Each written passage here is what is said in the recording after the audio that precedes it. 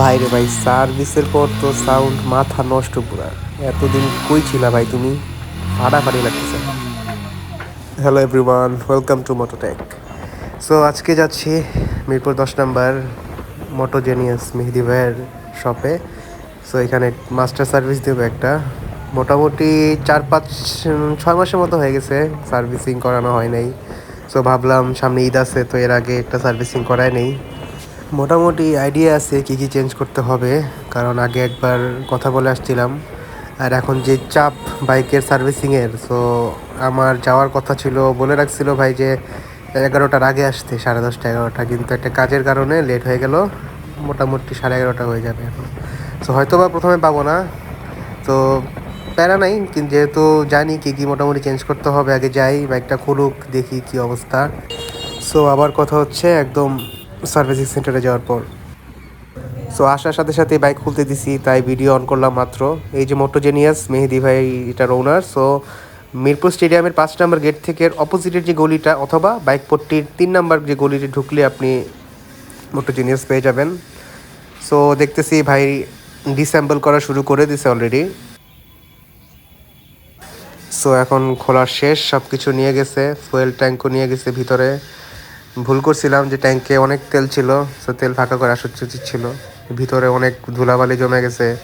সার্ভিসিংয়ের পর ওয়াশ তো হয়েই যাবে।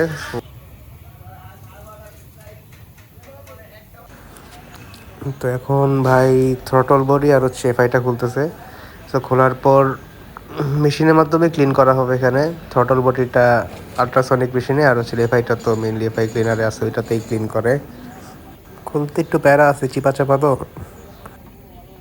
যতটুকু কথা হলো যে অত রকম বেশি চেঞ্জ নাই, মেজর কোনো ইস্যু পায় নাই, জাস্ট কয়েকটা পার্টস লাগবে আর কি। টোটাল বডিটা খুলে ফেলছে, তো দিকে দেখেন কি অবস্থা, মোটামুটি ভালোই আছে, খালি জাস্ট ক্লিন করলে আর একটু বেটার হয়ে যায় আর কি। হালকা পাতলা ধুলা আছে মোটামুটি এরকম। চেঞ্জ পকেটটার কথা বললো, যেখানেও চেঞ্জ করা লাগবে না, ভালোই আছে অনেক।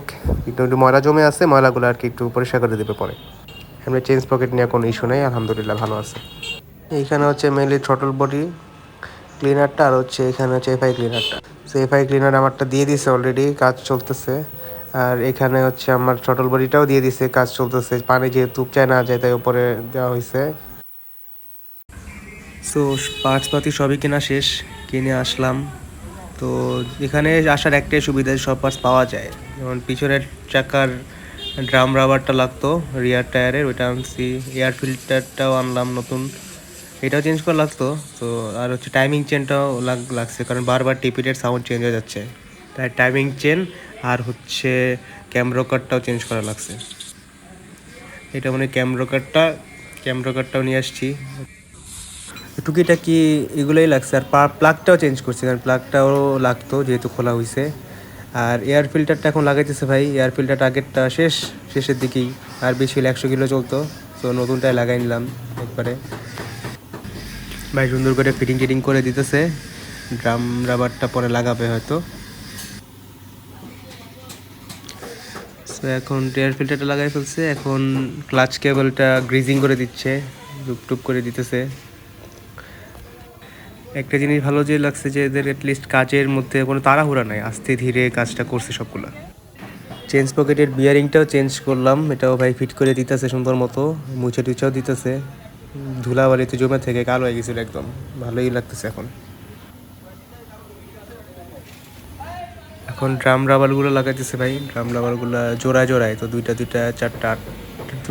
চারটা আটটা মেবি, হ্যাঁ লাগিয়ে দিতেছে। এটা ফিট শেষে চেইনটা সেট করে দিবে আর কি। সুন্দর মতো সেট করে দিছে একদম। এখন চেইনটা সেট করে দিছে, চেনটা সেট করে টায়ারটা একদম ফিটিং করে দিবে। চেনের বিয়ারিংটা লাগানো শেষ। আর এখন ব্যাক টায়ারের রিয়ার টায়ারের যে ক্যালিপার আর ব্রেক প্যাডটা গ্রিজিং করে দিতেছে, যেহেতু চেঞ্জ করতে হবে না, ব্রেক প্যাডটা ভালোই আছে। সো জাস্ট গ্রিজিং করে ক্লিন টিন করে দিবে। এখন টাইমিং চেন আর রোকারটাও লাগাই ফেলছে, যেহেতু ইঞ্জিনের কাজ পাই তাই রিস্ক নিলাম না, বিকজ এগুলো আসলে ওরকম বড় ইস্যু না, বাট তাও চেঞ্জ করে ফেলছি, যাতে টিপিটের সাউন্ড বারবার নষ্ট হইতো, তাই একবারই ঠিক করে ফেললাম।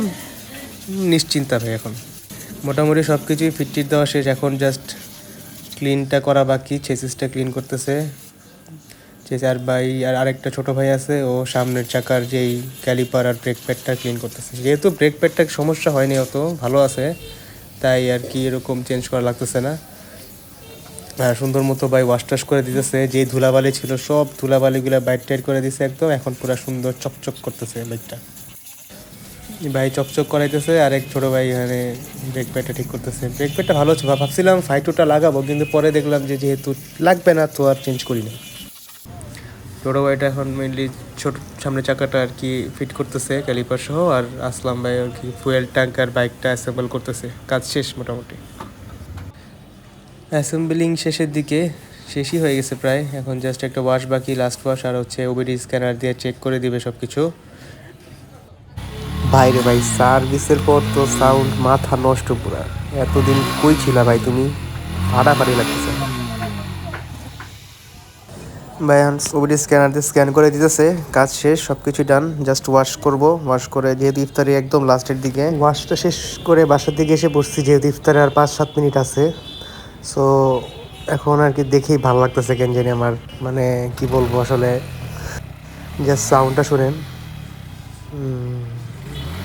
একদম পারফেক্ট। পারফেক্ট বলতে ফাটাফাটি আর কি, মন মতো। সো ট্রায়াল দিব, যেহেতু মেহেদি ভাইয়ের মোটো জেনিয়াসে যে কোনো সার্ভিসে আপনি 7 দিনের মতো একটা ওয়ারেন্টি পেয়ে যাবেন। 5-7 দিন চালায় যদি কোনো প্রবলেম ফেস করেন, সলভ পেয়ে যাবেন ইনশাল্লাহ। আর প্রবলেম হওয়ার কথা না।